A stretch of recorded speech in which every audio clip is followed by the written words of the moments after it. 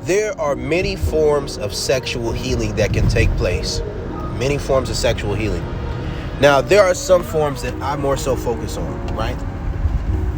Like in my experience, sexual healing can take place in a myriad of ways, but there are some that I specialize in, right? Now, one that I've specialized in is to come to a place of understanding that stimuli is neutral, right? Oftentimes, we attach certain emotions to certain experiences, and then we attach those experiences to the things that took place during those experiences, and then we have a negative reaction and a negative trigger that's based on experiences that we've had in the past. And I think oftentimes what this can show itself as is having a split anima or a split animus, right? Or having experienced the shadow of another person or the shadow of oneself in a way that was negative, in a way that was harmful to ourselves or others. This is something that breeds shame, right? And I think oftentimes what can take place is that, let's say you encounter a situation with an individual where maybe they're operating out of a split anima. Maybe they're operating out of a split animus.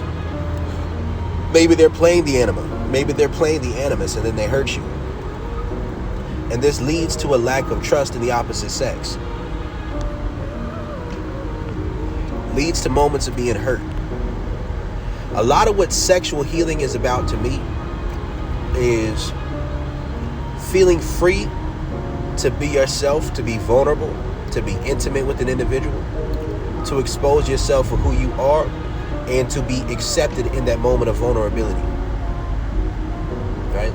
For a woman who's had to spend damn near her entire life playing the anima, right? Living up to the expectations of men and of people around her. And even if that's not completely true in reality, sometimes that's just the natural cycle of social interactions.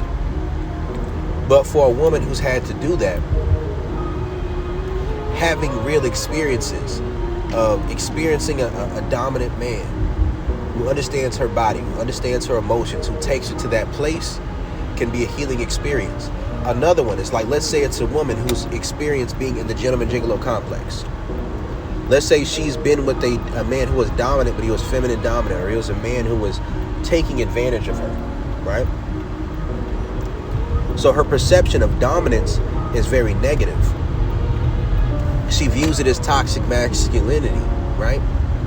For a woman in that position, in that mindset, in that mentality, to then get to experience the aggression, the savagery, right? The primal nature of a man who was seeking to use his power to give her pleasure rather than to break her, right? That is a healing experience, right? For a man who's felt grossly sexually undesired for considerable periods of time,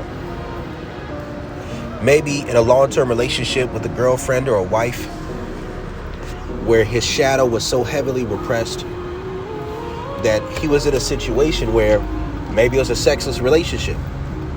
Maybe he never got to feel genuinely sexually desired. Experiencing the lust of a woman towards him can be a healing experience.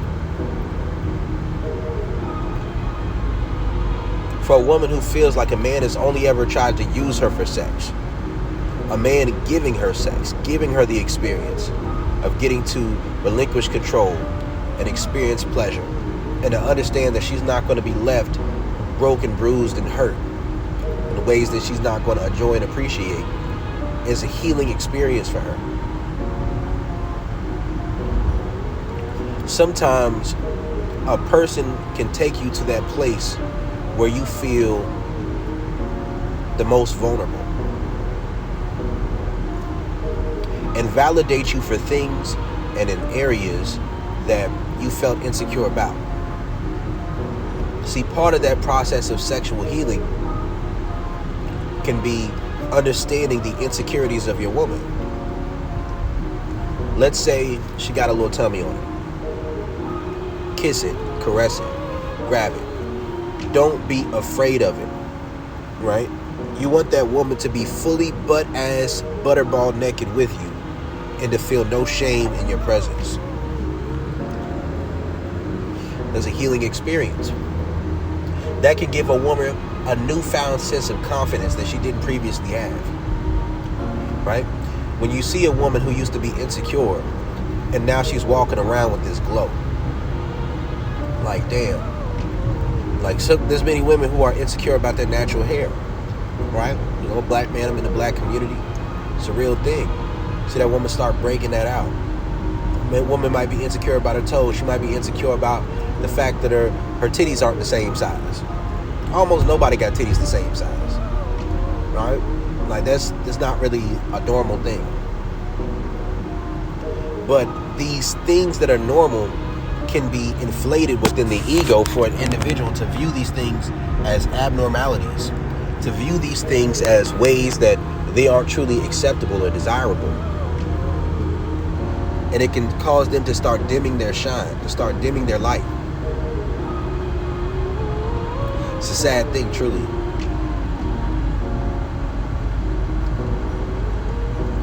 For a woman to have great sex with a man and for that man not to gaslight her about her emotions and to just be like, listen, to be honest with her, to be present with her in that moment, to take her to a place where she loses control and to not abandon her afterwards.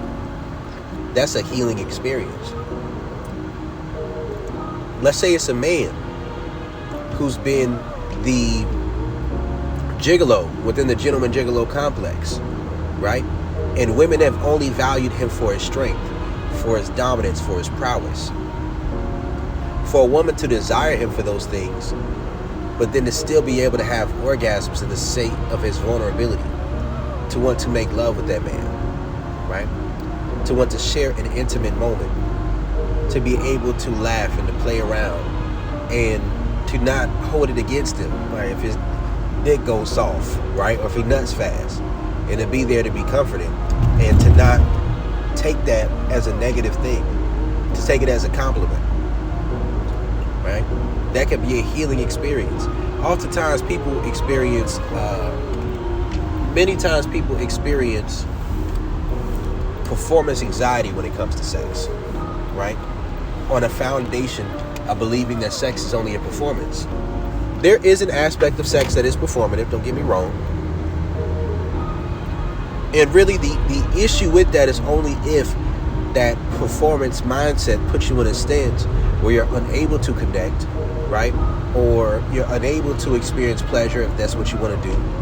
Or it causes you to experience performance anxiety to where you start becoming sexually avoidant, or you start having arousal issues, orgasmic issues.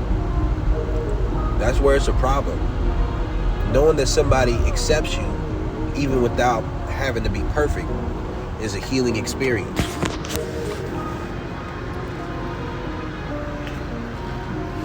See, one thing that this can relate to and connect to is the 9-7 dichotomy, right? When we're talking about sexual attraction, right?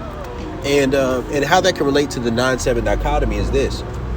You know, if you're a man, you're prematurely integrated. Let's say you tried to make love with a woman when you were younger. But in your heart, you knew that all that emotional validation you were giving that woman and that intimacy you thought you were sharing was really transactional. Giving that woman intimacy and the idea of love in exchange for sex, even if your love was real. So all that soft sex that you were having was just because she wouldn't be able to receive you if you allowed your real, true aggression and dominance to come out. But on the 9 level, rather than that woman needing you to hit it slow, right? To slowly caress and stroke her so that she wouldn't be rubbed wrong, so that she wouldn't feel abrasive, so that she would feel safe. You may be giving her those slow strokes and you're really edging that woman. You're really teasing that woman. You're really delaying that gratification. You're building her up to take her there. Some women have only experienced pleasure that came with pain. And listen, pain and pleasure does have a short line. It's a very thin line between it at times on the highest levels. If you're a fan of Hellraiser, you understand what I'm talking about. If you're in the BDSM, you understand what I'm talking about. But some women have never truly experienced pleasure. They've only experienced pain. So they want a guy to just ram, just beat the pussy up. There's nothing wrong with that. But to be able to experience sex where somebody can be going slow and tender, maybe even giving her words of affirmation. See, I look at it from two different sides, right?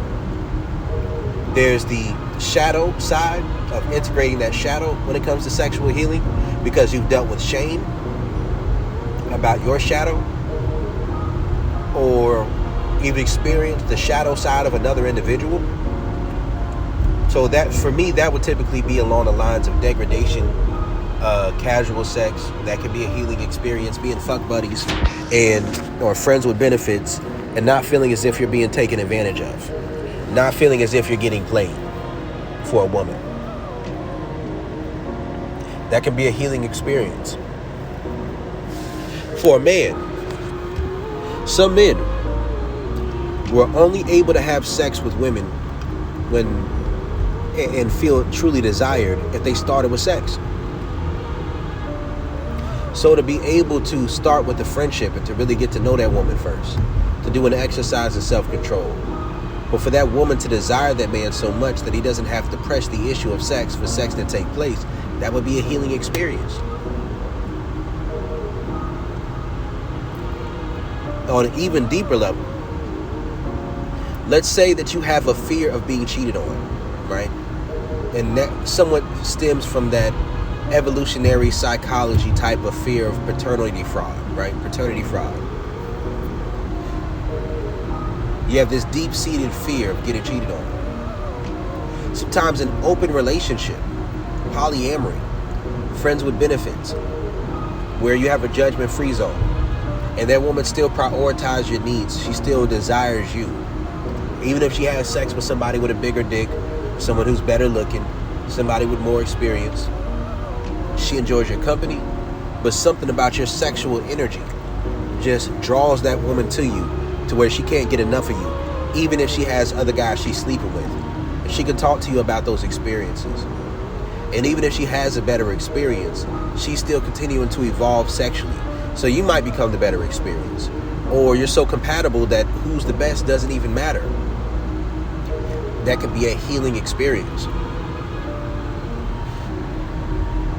A woman who's been in a relationship where man's cheated on her, right? For that woman to be in a position where she's dealing with a man who has multiple sexual partners, but he still knows how to prioritize her. He's honest with her. He's upfront with her. She gets to experience that natural feeling of being attracted to pre-selection. Knowing that he has other partners is something that attracts her, that arouses her. To know that this man has a capacity to fuck with other women, that can be a healing experience.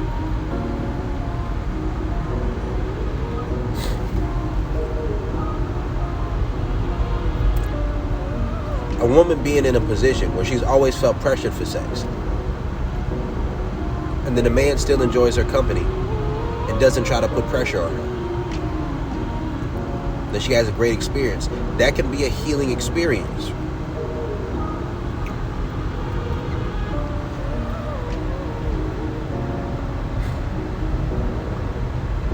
Like, it's a lot of different paradigms within dating and relationships that are traumatic for people. And I typically like to split a lot of these things into the category of shadow integration, or the integration of the anima or animus.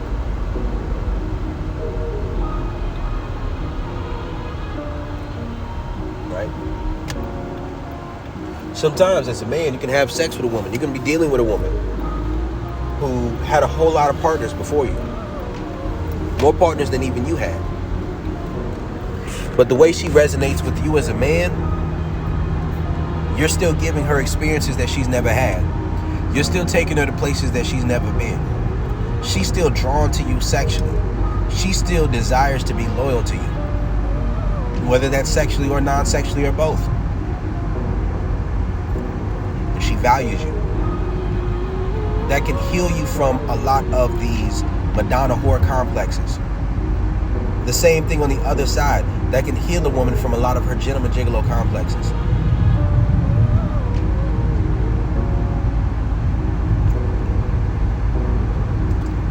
Let's say that there's different things involved that lead to these negative emotions. Let's say a woman is dealing with a lot of religious, sexual shame and indoctrination. And then she comes across a man who's spiritual, who loves God, who doesn't view things from that split anima type of perspective, doesn't have a Madonna whore complex, doesn't split himself up. Gives her a great experience, but is still a spiritual man. She can tell that this man loves God. She can tell that this man knows that God loves him. Then she starts to learn to separate this sexual shame, right, from her religious perspectives. It allows her to start to integrate her shadow and to take a state of mind where she doesn't have to view these things negatively.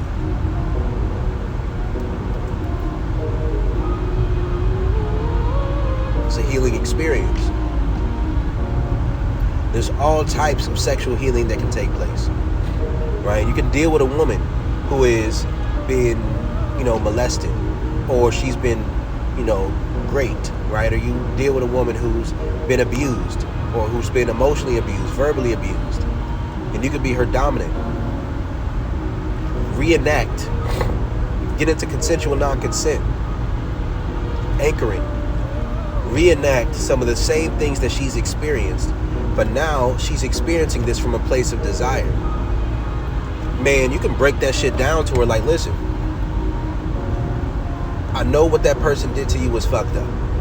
That was a long-term relationship. They loved you. This doesn't make what they did right. But ultimately, this experience that we're having right now is the experience that they wanted to have with you. And when they felt like they couldn't, they were too attached to walk away. They knew you too long and they were too attached to simply walk away. And they didn't know how to bring you to a place where you would be open to it. So they just went for it. And in that place, it hurt you. But for them, they didn't want to accept that, because that would cause them to have to view themselves as a monster, as a villain, right? They felt like you deserved some of the hurtful things they did or said to you. Maybe you were playing games.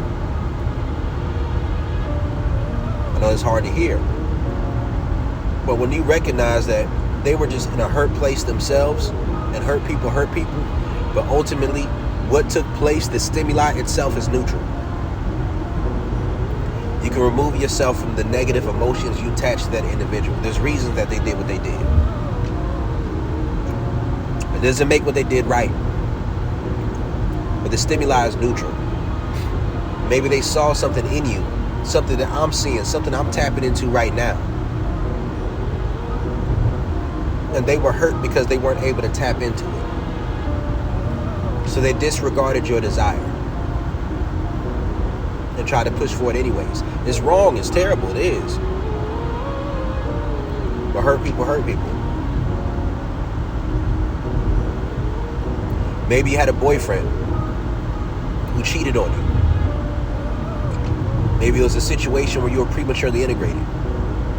He cared too much to walk away. He didn't want to hurt you. As backwards as this logic sound, he didn't want to hurt you by telling you the truth, that he wanted to sleep with other women. And he was also afraid that if he told you the truth and you agreed to it, that you would want to do the same thing and sleep with other people. And because you didn't show him the desire that he wanted to see, which is part of the reason why he wants to deal with other women, he's afraid that if you were to sleep with other men, that another man may be able to tap into what he wasn't able to. And right now I'm doing exactly that. That's why I cheated. And we could say he wasn't man enough. For me personally, I've never cheated. When I was ready to step out, or my needs weren't met, I would communicate that. Right? I didn't want a case to be built up against my character. But to be able to put the things that people have done that hurt you in the past into proper perspective is a healing experience. And sometimes it's not enough to tell. Because when you only tell, and a person doesn't feel that way about you when they haven't experienced it, it can oftentimes feel as if a person is being gaslit. As if their emotions are being invalidated. But if you give them a new experience with the same stimuli, from a different level of sexual attraction and desire, a different level of respect, a different level of this natural feeling of submissiveness, then that can become a healing experience. You're not invalidating their emotions now. They have a new feeling. They have a new experience. They have a new emotion. And you're putting that new emotion in perspective in comparison to their old experiences, their old emotions, and giving them the freedom to let go. To be vulnerable with you, to be open with you, to share how they really feel. A man could have been in a situation where throughout the course of his life, he was always told that sex was wrong, sex was nasty, sex was bad. The women that he had very kinky, casual sex with were women that he didn't value. He would never want to do the woman that he loves that particular way. It can be very hurtful for that man to come to a place of recognizing that that woman has a capacity for those same desires and feelings and emotions. It can be a damaging thing. But for that man to integrate his anima, right? To recognize that through integrating his shadow, it helps him integrate his anima. To recognize that most women are not going to be firmly cemented within being either a good girl or a hoe. Either a Madonna or a whore. That heals his perception and his internal projections, his outward projections about how women are sexually. And it helps him view his woman as a full woman, as a whole person, and not just as this one archetype and caricature of what he believes a woman should be. Not just this one split anima. You can meet a woman who all the nasty, freaky, kinky shit that he has in his mind, that he's always wanted, but he thought was just some porn shit. And meet a woman who's down for all of that.